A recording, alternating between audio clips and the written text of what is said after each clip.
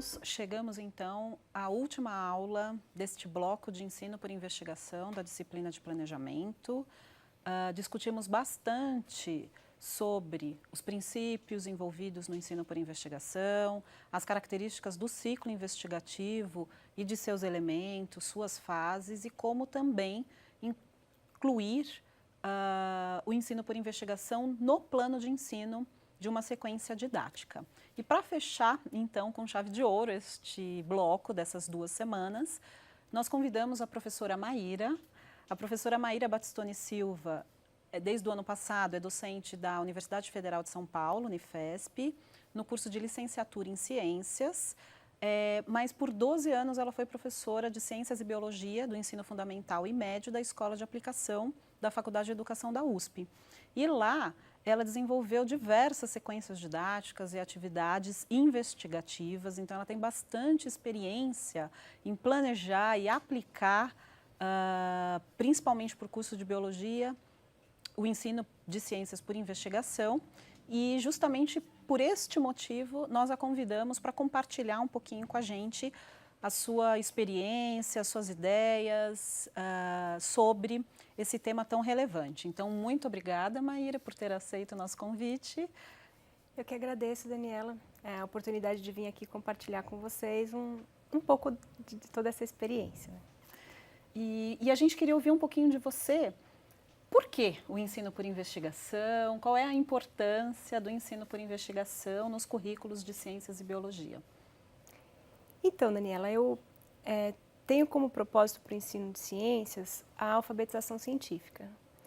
O que eu quero dizer com isso? Que eu acredito que, além de ensinar os conceitos, as teorias, os modelos da ciência, a gente precisa proporcionar para os alunos a oportunidade de também aprender sobre ciência, como a ciência ocorre, como ela se relaciona com a nossa vida em sociedade, né, com o nosso cotidiano. E com esse propósito assim, em mente, eu acredito que o ensino, essa abordagem didática, né, do ensino por investigação, possibilita dar conta desses outros objetivos do ensino de ciências de uma forma mais adequada. Né? Permite trabalhar também esses outros propósitos, além dos produtos da ciência.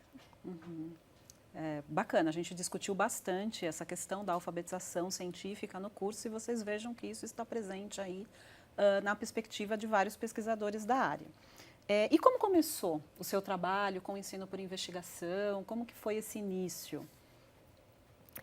Quando eu comecei a dar aula, né, no início dos anos 2000, estava muito em pauta, assim, era frequente a gente conversar, debater sobre os conteúdos conceituais, procedimentais e atitudinais.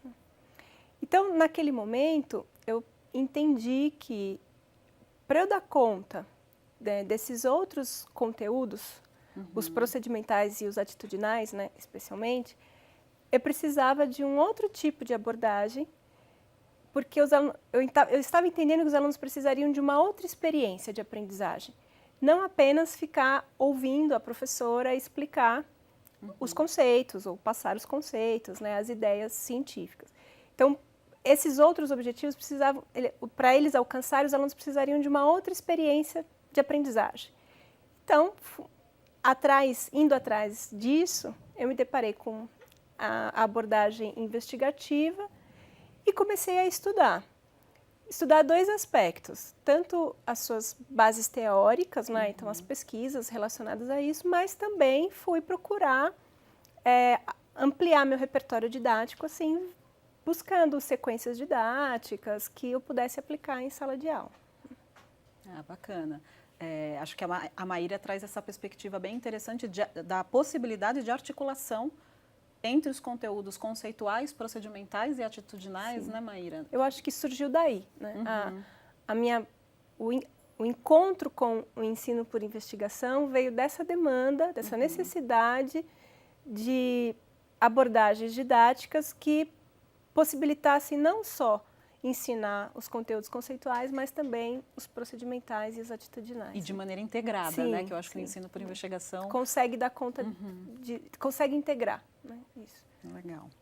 E eu sei que você tem bastante experiência no planejamento de sequências didáticas investigativas, inclusive como material base dessa aula, né, do nosso curso, está a descrição de uma das sequências didáticas elaboradas pela Maíra e aplicadas por ela no primeiro ano do ensino médio. Então, vocês terão oportunidade de ler e estudar um pouquinho essa sequência didática. E aí eu queria perguntar para você, como que é essa experiência de planejar sequências didáticas investigativas? Que decisões são envolvidas, que escolhas são feitas nesse processo?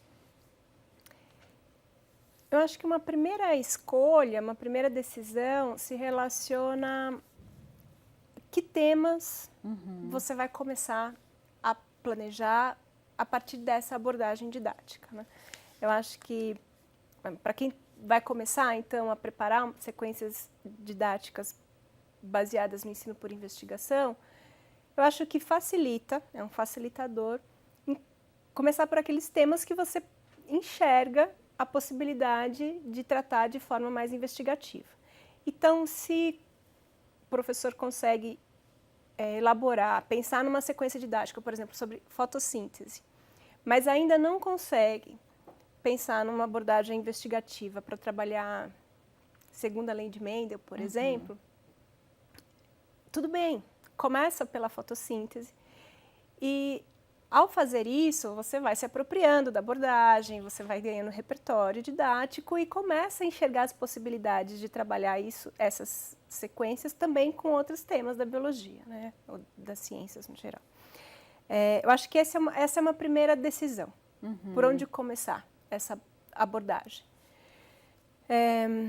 Ou seja, o professor ficar tranquilo que, especialmente o licenciando que está começando, né, ficar tranquilo para escolher realmente aquilo que ele tem mais, que ele gosta mais, que ele se apropria mais, para poder experimentar um pouquinho mais na sala de aula, né? Com essa experimentação, ele vai ganhar repertório, né, vai aprender muita coisa de como vai se dar essa mediação. E a partir daí, abre, eu acho, as possibilidades de trabalhar também em outros temas, né, que até então parecia que não era possível trabalhar de maneira investigativa. Bacana. E com relação, a gente sabe que também é bastante difícil, que os professores enfrentam bastante dificuldades para planejar as sequências didáticas investigativas, né? Então, o que você pensa, por exemplo, então uma questão que sempre aparece nas conversas com professores, seja início de formação, seja em serviço, é a questão do tempo, né? Então, aquela preocupação de que eu tenho que cumprir uma lista de conteúdos, ou para vestibular, ou por outras questões, livro didático, então ter esse compromisso. E aí eu não tenho tempo de fazer atividades diferenciadas na sala de aula, né? Como é que você vê essa questão? Eu compartilho disso, assim, eu acho que também quando eu me deparo em conversas com professores, seja em formação inicial, seja em exercício, essa é uma questão muito iminente, assim, né? Sempre está em pauta. Eu acho que está aí talvez uma das grandes tomadas de decisão. Uma abordagem investigativa necessariamente vai demandar mais tempo. Né? Na sala de aula, na sala com os alunos, naquele mesmo tema. Muito mais tempo, né? Porque os alunos precisam fazer coisas. Os alunos que vão tomar decisões, Então, o tempo não está mais só com você, né? Não é só o professor, a professora que controla o tempo. Isso, invariavelmente, vai resultar em mais aulas para trabalhar um determinado assunto. Pensando nisso, se a gente considerar todo o currículo exigido para um vestibular, né, por exemplo, não dá para a gente trabalhar todo aquele currículo de forma investigativa. Então, uma decisão a ser tomada é o que vai ficar de fora, conceitualmente, né, para conseguir dar conta de trabalhar outros conteúdos que não só os conceituais daquele currículo exigido para os vestibulares, por exemplo. Né? Mas aí, nesse sentido, a angústia dos professores é que, então, a gente perde nesse processo, né? Ah, então eu não estou ensinando tudo que eu deveria ensinar daquela área para os estudantes. Eu não acho que tem uma perda. Eu acho que tem ganhos. Assim. Por que tem ganho? Por que para mim tem ganhos? Primeiro porque você está trabalhando outros conteúdos que numa abordagem mais transmissiva, eles não seriam trabalhados, né? Então, os procedimentais, aí, os relacionados, você vai ensinar procedimentos científicos, o raciocínio científico, que numa forma mais transmissiva e mais rápida, talvez você não desse conta, né? Você não trabalhasse. Então, tem outros conteúdos que não estavam entrando numa abordagem mais transmissiva. E eu também acho que, com relação aos conteúdos conceituais, também tem ganho.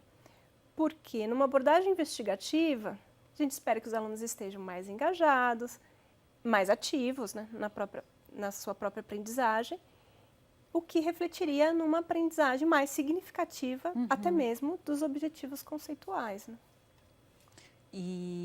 E nessa abordagem, né, quer dizer, aí os conceitos fazem sentido para os estudantes, né? Eles participam desse processo de elaboração desse conhecimento, né? Se apropriando daqueles conceitos. Exatamente. Então, é um aprendizado mais profundo, sim, inclusive exatamente. Dos conteúdos conceituais. Exatamente, né? Exatamente. Concordo plenamente. Assim.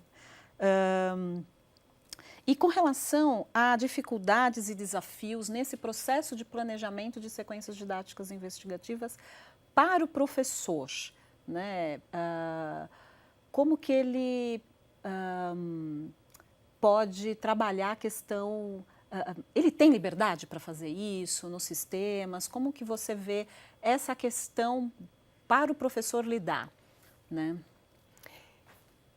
Eu acho que, assim, infelizmente, hoje em dia, a gente tem um grande desafio, né? Os professores e os demais profissionais que atuam na área de educação no Brasil hoje em dia. Muitas escolas adotam sistemas de ensino, escolas públicas, escolas privadas, sistemas apostilados, em que o professor tem que dar conta de um determinado currículo inteiro e da mesma forma. Né? Desconsiderando aí as especificidades de onde está atuando. Então, você vai ensinar no mesmo tempo, na mesma ordem, do mesmo jeito, numa escola diurna, na beira de uma represa, por exemplo, e uma escola noturna, uma sala de aula noturna, num centro comercial da cidade. A gente vai ter um público diferente, com demandas diferentes e com oportunidades de aprendizagem diferentes. Nesses sistemas muito fechados de ensino, isso tudo é aniquilado, né, e igualado. Então, um grande desafio, né, e não coloco isso apenas na mão dos professores, mas entendo que os professores vão lidar com isso também, é conseguir uma liberdade didática, né, para, de fato, elaborar uma sequência didática com toda a ferramenta que a sua escola, que a sua classe, seus alunos e a região de onde está atuando possibilitam para o ensino por investigação. Sim.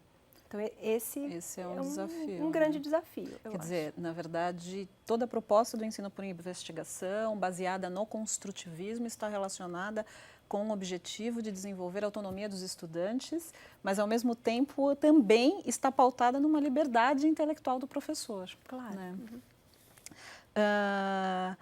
E na aplicação dessas sequências, né, que você teve a experiência de planejar e trabalhar, especialmente na escola de aplicação, quais são os desafios com relação aos estudantes? Né? Como é que se dá essa relação professor-aluno e os processos aí de aplicação dessas sequências didáticas investigativas?